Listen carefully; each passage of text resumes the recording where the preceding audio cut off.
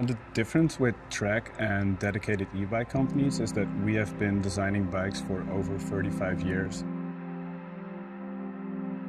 We didn't just take a frame and put on a motor and a battery. We looked at who the rider is, what they need from a bike, and created a completely dedicated solution. You're really comparing this bike to your car, not so much another bike. And so if we could make every detail, make your commute a stress-free way to get from home to work, we made sure that it was on this bike. You don't want it to take you twice as long, so it needs to be fast and it needs to be fun. It needs to look beautiful, and you need to be able to carry the stuff to your job that you would normally do with a car.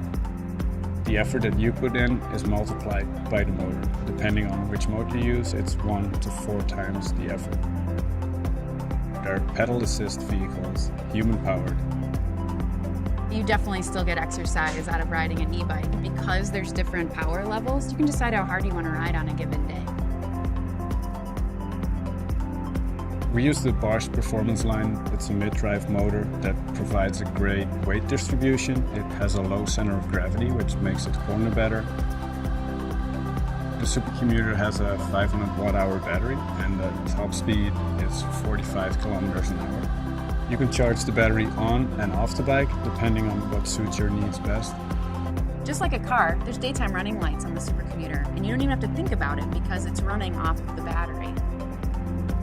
For a commuting bike, you want it to be fast and confidence-inspiring at speeds, but you also want it to be agile and nimble for city use.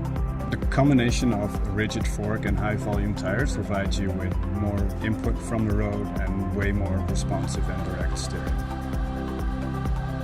We wanted the rack and fender to be structural and as simple and clean as possible, but still very practical, so you can bring everything you need to commute and use at your job.